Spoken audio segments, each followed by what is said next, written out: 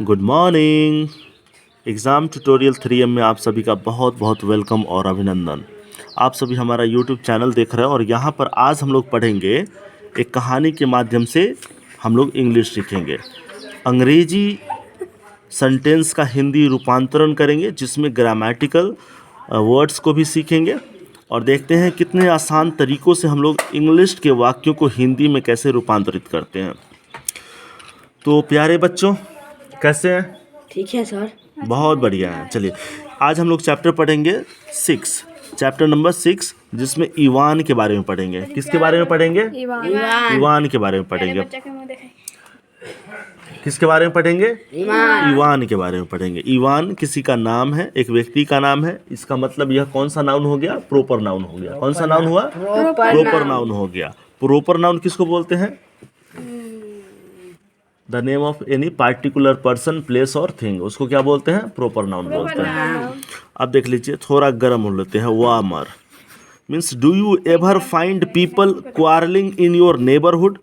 क्या आप अपने पड़ोस में किसी लोग को लड़ते हुए देखे हैं? अच्छा, देखे हैं। शुद्ध हिंदी में बोलना है और एक्स्ट्रा बात नहीं बताना है। आपकी क्लास रिकॉर्ड हो रही है इधर। What do people quarrel over?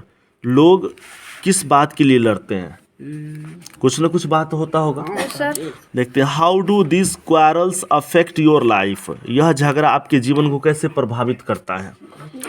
How are this quarrels resolved finally? और ये झगड़ा का समाधान कैसे मिलता है? अंततः कोई भी झगड़ा है, कोई समस्या है, उसका समाधान मिलता है कि नहीं? अमित, मिलता है ना? अब देखिए यहाँ पर, Ivan was a farmer who lived in a village in Russia. Ivan कौन था? एक किसान था जो रसिया के गांव में रहता था। किस गांव में रहता था? रसिया के गांव में। रशिया रूस देश को बोलते हैं। कौन सा देश? रूस देश। जैसे भारत है, भारत है उसके ठीक नॉर्थ में कौन सा है? नेपाल है, चाइना है, नहीं पाकिस्तान नहीं है, चाइना है। फिर कौन सा है? चाइना के ऊपर कौन सा है? रशिया है, रूस है। अब देख लीजिए, ही वॉज रिच, वह बहुत अमीर था। कौन व्यक्ति अमीर था? इवान बहुत अमीर नहीं, हाँ वह। He was a farmer who lived in a village in Russia. वह रसिया गांव में रहता था। ही वॉज रिच, वह अमीर था। He had 3 sons who were laborious. उसके 3 बच्चे थे जो बहुत मेहनती थे। His father was old and sick. उनके पिताजी क्या थे? बूढ़े थे, ओल्ड थे और क्या थे? बीमार थे। गैब्रियल वॉज हिज नेबर, और उसका पड़ोसी कौन था? गैब्रियल। दूसरा व्यक्ति है गैब्रियल जो उसका क्या था? पड़ोसी था। दे वेयर गुड नेबर्स, वे बहुत अच्छे पड़ोसी थे। कैसा पड़ोसी थे? गैब्रियल अच्छे पड़ोसी थे। They were happy and comfortable with each other, वे लोग खुश थे और आपस में एक दूसरे में क्या थे? कंफर्टेबल थे, मीन्स हाँ। Ivan had 3 hence. इवान के पास कितने मुर्गी था? 3 उसके पास 3 गो मुर्गी थी। वन डे ए हेन फ्लू अक्रॉस द फेंस। एक दिन मुर्गी घेरा को पार करके उड़ गया। She laid an egg in Gabriel's house, और गैब्रियल पड़ोसी था ना उसका, गैब्रियल, उसके घर में जाके अंडा दिया। Ivan's daughter in law went to his house to inquire into the matter. Ivan की कौन? Daughter in law. Daughter in law कौन? पुतोह। कौन? हाँ, वो उसके घर गई इंक्वायर करने के लिए, मीन्स जांच पड़ताल करने के लिए कि बात क्या हुआ, मेरी मुर्गी कहाँ चली गई, अंडा उसके पड़ोस में कैसे आ गया। Gabriel's mother replied rudely. अब गैब्रियल की माँ बहुत कठोरतापूर्वक उत्तर दी। It led to a quarrel, और इस प्रकार ये झगड़ा का कारण बना। Soon Ivan, Gabriel and their wives started quarrelling. जल्दी इवान, गैब्रियल और उनकी पत्नियां मिलकर के झगड़ा करने लगी। क्या करने लगी? झगड़ा करने लगी। Their neighbours had to intervene to pacify them. उनकी पड़ोसियों को उनको शांत करना पड़ा। उनके पड़ोसियों को क्या करना पड़ा? शांत करने के लिए हस्तक्षेप करना पड़ा। इंटरवीन का मतलब हस्तक्षेप करना होता है, मध्यस्थता। क्या होता है इंटरवीन मीन्स? मध्यस्थता। But their quarrel did not stop, लेकिन their neighbours had to intervene to pacify them, उनकी पड़ोसियों को झगड़ा शांत करने के लिए मध्यस्थता करना पड़ा। क्या करना पड़ा? मध्यस्थता करना पड़ा। क्या करना पड़ा? मध्यस्थता। हाँ, मध्यस्थता यानी इंटरवीन। इंटरवीन का मतलब क्या होता है? मध्यस्थता। But quarrel did not stop, लेकिन झगड़ा रुकी नहीं। झगड़ा क्या हुआ? रुकी नहीं। नहीं रुकी। इवान अपरूटेड गैब्रियल्स बियर्ड, इवान ने क्या किया? गैब्रियल की दाढ़ी पकड़ के खींच दिया। क्या हुआ? किसका दाढ़ी पकड़ के खींच दिया? हाँ, उसका दाढ़ी खींच लिया। Gabriel went to court by bus, अब गैब्रियल कोर्ट पहुंच गया बस से। But Ivan went there by train, लेकिन इवान वहां पर ट्रेन से पहुंचा। They both filed a case, दोनों ने एक केस दर्ज कराया। द हियरिंग प्रोलॉन्ग्ड, अब जो सुनवाई था वो क्या हुआ? बताओ।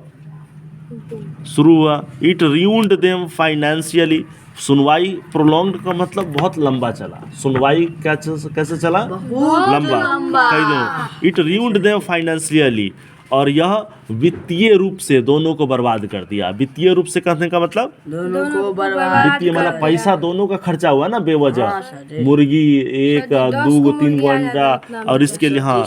दे हैड नो पीस, उन लोगों की शांति खत्म हो गई।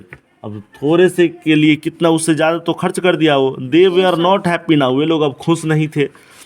Evans father who was old and wise, Ivan के पिताजी जो बूढ़े थे और बुद्धिमान थे, डिड नॉट लाइक इट, ये सब उनको पसंद नहीं था। He asked them to forgive each other and forget the old dispute, उन्होंने उन लोगों से कहा आप सभी एक दूसरे को क्षमा कीजिए और पुरानी विवादों को भूल जाइए। किसने कहा? इवान्स के पिता ने कहा।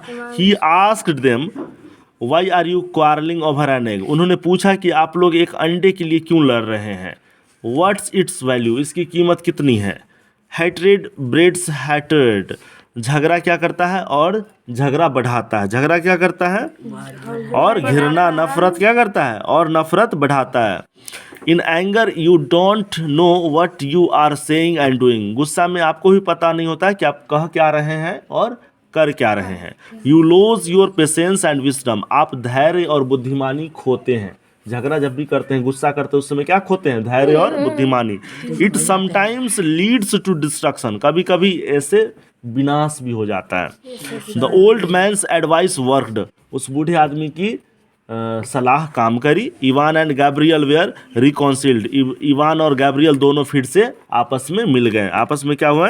मिल गए, मेल मिलाप कर लिए। They began to live together in peace once again, वे लोग फिर से शांति से और मिल करके रहना शुरू कर दिए। दे वे आर वेरी हैप्पी नाउ, वे लोग अब बहुत खुश थे।